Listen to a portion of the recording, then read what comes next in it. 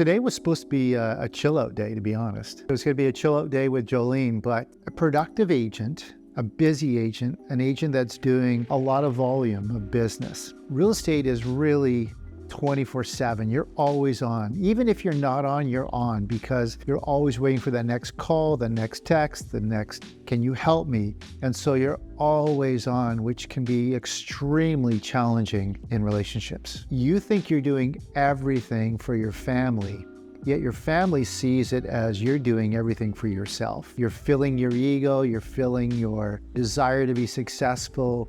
It's really all about you or me. And Jolene would often say this, you're not doing this for us, you're doing it for you. And that kind of stung, it stings, because you're working so hard, but you want it to be about the family. You know, it's about the 5 F's, family, faith, finance, fitness, and fun. Yet often I think family is pushed out, left out in so many of your decisions because you're so driven. At least I am so driven that I want to help others, but you often leave people behind. That is a really challenging thing, and real estate is probably one of the careers that can sabotage family, relationships, probably as quick as any career can. You always feel like you're needed. Early on, somebody told me, listen, Randy, is it really a 911 call? Like, are there people dying? No, but they need me. They're my clients. Yes, but are they dying? And if they're dying, then they should go to the emergency ward. And that kind of stuck with me. Even though I always was so concerned about helping my clients and making sure that they were well served, that they were being served the best I could. But often you leave the most important people behind, your loved ones, because it's an addiction. Doing deals, doing well in real estate can become an addiction. We all have addictions. And I would say that I'm an addict, or at least I was an addict for doing deals. And through time, I've been able to not feel the pressure of doing deals. And so that can certainly get in the way of all things family, relationships.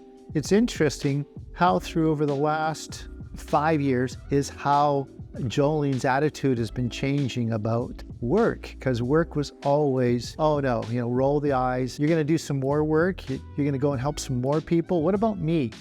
And this thing called my precious, she would hide it some days on me. She'd put it away. I'd come home and I couldn't find my phone because she wanted my full attention, because this takes our full attention. But it's interesting, over the course of time, and she's been seeing what I would call return on life, or ROL, versus chasing the return on investment, is where Jolene has been much more open to giving me time to do things like this.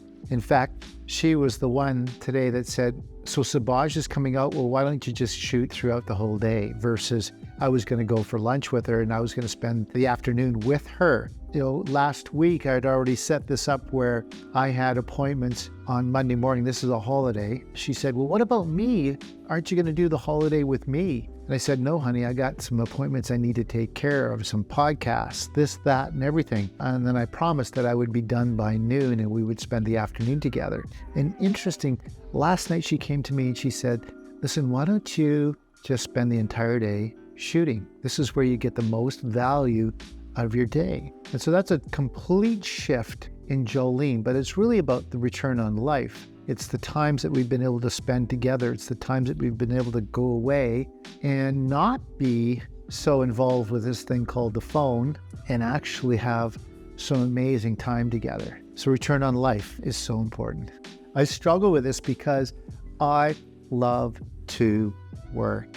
I love to create. I love to stimulate my mind with things that bring productivity, production.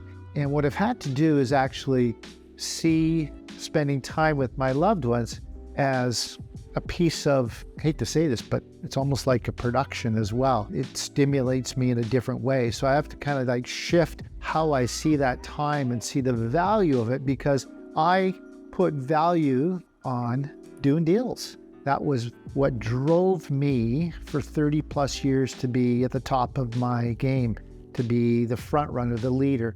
the most productive guy in the office, the most productive guy on the board, whatever it may be, chasing all those awards. That was where I found my worth. We all find worth in things, and we often find worth in things that we're really, really good at, or things that make us feel good. Doing deals, like I said, was a drug. It was an addiction, and it made me feel really good about myself. It made my bank account look good. I was known as Randy the Realtor guy, and that drove me to work even harder and be more obsessed with what I did. It's a bit of a shift. It's changing that. And I'm going to tell you, it's really, really hard to go from being a massive productive agent to then seeing your numbers start to shrink or diminish. That diminishing value is also can diminish the value that you see yourself. And I had to work through that. That was a bit of a challenge because people go, well, you're not as productive as you used to be. You're not doing as many deals as you used to be. And I would say, well, that's by design. But yet it was kind of eating me up inside because my self-worth, my being, was related to how good I was at selling homes. How many homes could I sell in 1 year? That's been a bit of a challenge for me. I'm still working at it. But I'm replacing that with other things that bring probably more value from the personal side, from the relationship side, and even my relationships within my own office and in the other agents that I meet and talk to. It's significantly deeper, more profound of a relationship. It's more authentic. And it's really the real Randy that's coming out in those relationships, where before it was just, how do I get as much done in a day? So I've kind of slowed down. It's kind of interesting. It's almost like, skipping a rock across the lake. It skips, and not only, it really doesn't understand the depth. Think about this, a skipping rock doesn't understand the depth of the water or the lake until it slows down enough to actually sink. Sometimes you got to slow down to really know the depth of the people around you, the depth of what you've created, the depth of life, the depth of where you're going.